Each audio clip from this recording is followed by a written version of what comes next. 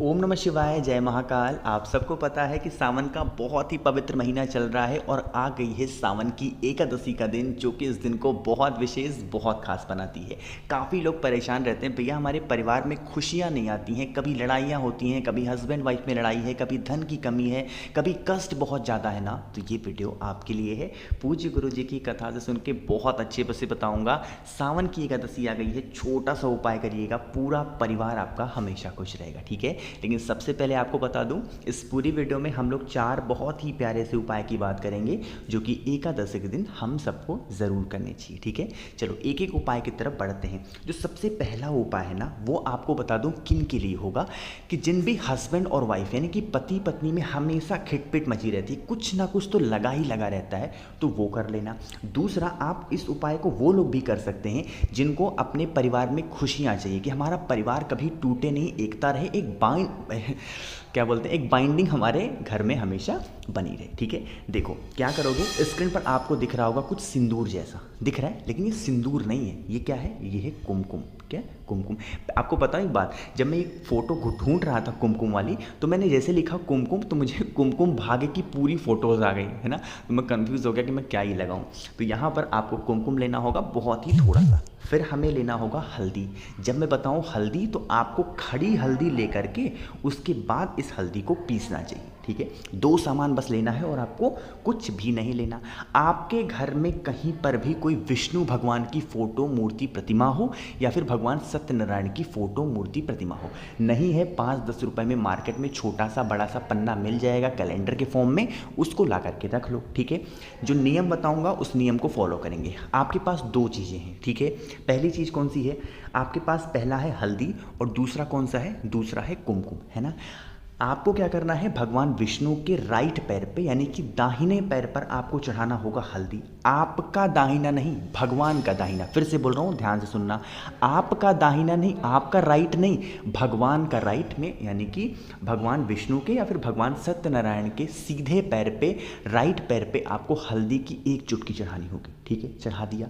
उसके बाद दूसरे पैर पर यानी कि लेफ्ट पैर पे आपको क्या चढ़ाना होगा, 1 चुटकी कुमकुम चढ़ाना होगा। नियम समझेंगे, उल्टा मत करना, वरना इसका बहुत बड़ा दोष लगेगा, उसकी सारी जिम्मेदारी फिर आपकी होगी। राइट पैर पे क्या करोगे, हल्दी चढ़ाओगे 1 चुटकी, और लेफ्ट पैर पे क्या चढ़ाओगे, मात्र आपको 1 चुटकी कुमकुम चढ़ाना है, ठीक है। नियम समझ में आया। जो भी व्यक्ति एकादशी के दिन इस तरीके से कर लेता है, उसके परिवार में हमेशा खुशियां बनी रहती है, हस्बैंड और वाइफ में कभी लड़ाइयां नहीं होती और हमेशा प्रेम बना रहता है। करके देखिएगा, प्रैक्टिकल करके देख लो, 1 से 2 एकादशी आपको खुद फर्क नज़र आएगा, ठीक है। समझ में आई क्या बात मेरी। चलो पहले उपाय की तो बात यहाँ पर हो गई है, आगे बढ़ते हैं। अब इस वीडियो में हम लोग अपने दूसरे उपाय की तरफ। ये जो दूसरा उपाय है ना, ये गुरुजी हमेशा अपनी कथा में बताते हैं और उनका तो सबसे फेवरेट उपाय है, क्योंकि एकादशी के दिन 7 बेलपत्र वाला उपाय आज तक लोग कर रहे हैं और सभी के सभी गलत कर रहे हैं। नियम समझेंगे कैसे करेंगे, लेकिन सबसे पहले इसके फ़ायदे समझो। इसका फ़ायदा बस एक है कि अगर आपका फिजूल खर्च हो रहा है, यानी कि धन संपदा आपके घर में आती ही नहीं है, और अगर आ भी गई तो कब खर्च हो जाता है आपको पता भी नहीं चलता, ठीक है। नियम समझेंगे, गलती मत किया करिए, बहुत बार बता चुका हूं। स्क्रीन पर आपको बेलपत्र दिख रही है, बहुत ही प्यारी सी सुंदर सी बेलपत्र लोगे, 7 बेलपत्र, ठीक है। कितनी, 7 बेलपत्र, बहुत ही प्यारी सी लेना। आगे बढ़ें। फिर हमें लेना होगा इस तरीके से तांबे का लोटा। इस उपाय को कर कोई और कलश आप नहीं ले सकते, ठीक है। अब इस तांबे के लोटे में आप डालोगे क्या, किसी भी पवित्र नदी का जल। अगर आपके पास गंगा जल हो तो सोने पे सुहागा है, उससे बेस्ट कुछ हो ही नहीं सकता। लेकिन जिन भी मेरे भाई बहन के पास गंगा जल नहीं है ना, तो आपके घर में किसी भी पवित्र नदी का जल हो, आप वह जल यहाँ पर ले सकते हैं। पवित्र नदी का मतलब कि किसी भी तीर्थ स्थान के पास से बहती हुई जो नदी है, उसका भी जल आपके पास में हो, इस कलश के अंदर डाल देना, ठीक है। डाल दिया। जो 7 बेलपत्र है इस कलश के अंदर, उन 7 के 7 बेलपत्र को डुबो देना, ठीक है। उसके बाद इसको लेकर के चले जाओगे भगवान महादेव के मंदिर में। जैसे ही मंदिर में प्रवेश करोगे, सबसे पहले दर्शन होंगे आपको नंदी बाबा के। होंगे कि नहीं होंगे। आप क्या करेंगे, इनका ये जो उठा वाला पैर आपको दिख रहा है ना, इसी उठे वाले पैर पर आपके कलश में जितना भी जल है, यहाँ पर एक भी बेलपत्र समर्पित नहीं होनी चाहिए इस उपाय के दौरान। बाद में आप चढ़ा बढ़ा लो, उसकी कोई दिक्कत नहीं है, लेकिन इस उपाय में एक भी बेलपत्र आपको नंदी बाबा के पैर पे गिरानी नहीं है। बिल्कुल धीरे धीरे जल को चढ़ाओगे तो बेलपत्र यहाँ पर नहीं गिरेगी, तेजी से चढ़ा दोगे तो बेलपत्र गिर जाएंगी, फिर ये उपाय काम नहीं करेगा। यही गलती लोग बहुत करते हैं। धीरे धीरे जल को समर्पित करना, श्री शिवाय नमस्तुभ्यम का ध्यान करते हुए। अभी आपके कलश में 7 बेलपत्र बची हुई है कि नहीं है, उस 7 बेलपत्र को लेके महादेव के शिवलिंग के पास नज़दीक में चले जाना, ठीक है। फेस रखना उत्तर दिशा यानी कि नॉर्थ डायरेक्शन। उसके बाद अपने कलश में से एक एक बेलपत्र निकाल करके महादेव के शिवलिंग के ऊपर रखते जाना, श्री शिवाय नमस्तुभ्यम का ध्यान करते हुए, स्मरण करते हुए। डंडी होगी माता अशोक सुंदरी की तरफ, पत्ती का मुख होगा आपकी तरफ। इसी तरीके से एक एक बेलपत्र 7 की 7 बेलपत्र महादेव के शिवलिंग के ऊपर समर्पित करना। सुबह करना चाहो सुबह करो, शाम को करना चाहो शाम को करो, लेकिन एकादशी के दिन ही किया जाता है और किसी भी दिन नहीं करते, ठीक है। जो भी व्यक्ति एकादशी के दिन इस उपाय को कर लेता है उसके घर में हमेशा धन संपदा बनी रहती है, कभी भी माता लक्ष्मी उसके घर से नहीं रूठती, ठीक है। समझ में आई क्या बात। चलो, तो यहाँ पर हमने बात कर ली है, आगे बढ़ते हैं। अब इस वीडियो में हम लोग अपने तीसरे उपाय की तरफ। सबसे आसान और सबसे अच्छा, सबसे इफेक्टिव उपाय है ये तीसरा उपाय।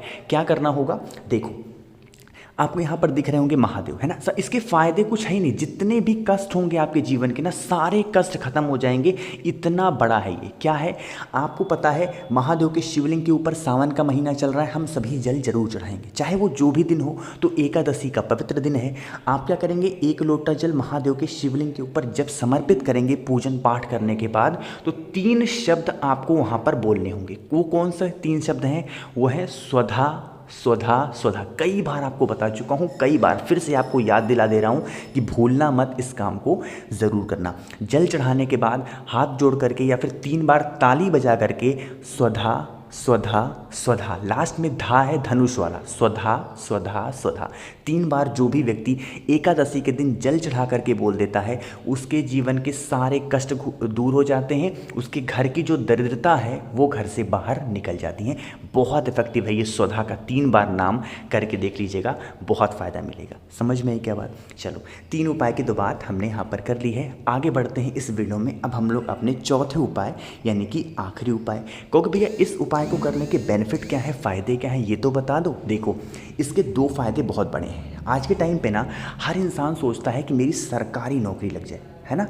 चाहे कोई पेरेंट्स हो या फिर कोई बच्चा है पढ़ने वाला, सोचता है कि भैया कुछ भी हो जाए, छोटी से छोटी नौकरी मिले लेकिन सरकारी नौकरी मिल जाए। तो ये सरकारी नौकरी के लिए है। दूसरा, अगर आप किसी कष्ट को लेकर के बहुत परेशान है, मतलब कि चाहे वो धन की प्रॉब्लम हो, इच्छा की लेकर हो, घर में प्रॉब्लम चल रही है, ऐसी कोई सिचुएशन ना, तो भी इस काम को कर सकते हैं, ठीक है। क्या करो, सबसे पहले तो आपको करना होगा वीडियो को लाइक, और जितने भी भाई बहन मेरी आवाज़ पहली बार सुन रहे ना, तो जल्दी से चैनल को सब्सक्राइब कर दो, ठीक है। देखो, स्क्रीन पर आपको तुलसी माता दिख रही होंगी, दिख रही है ना। कहोगे भैया एकादशी के दिन हम पत्ते कैसे तोड़ेंगे, तो पत्ते कौन कह रहा है तोड़ने के लिए, इसीलिए वीडियो 2 दिन पहले बनाई जा रही है कि आप आसानी से इंतजाम करके रख लो। आपको 11 तुलसी माता के पत्ते चाहिए, कितने, गिन करके 11, एक भी कम ना ही एक ही ज़्यादा, ठीक है। 11 पत्ते ले लिए। एक तांबे का लोटा लेना, इस तांबे के लोटे में भरना जल, ठीक है, और इस जल में डाल देना 11 तुलसी के पत्ते। और इस कलश को क्या करना, किसी भी लाल कपड़े से, चाहे लाल रुमाल हो या फिर कोई सा भी साफ सुथरा कपड़ा हो रेड कलर का, इसके मुख को बांध देना, ठीक है।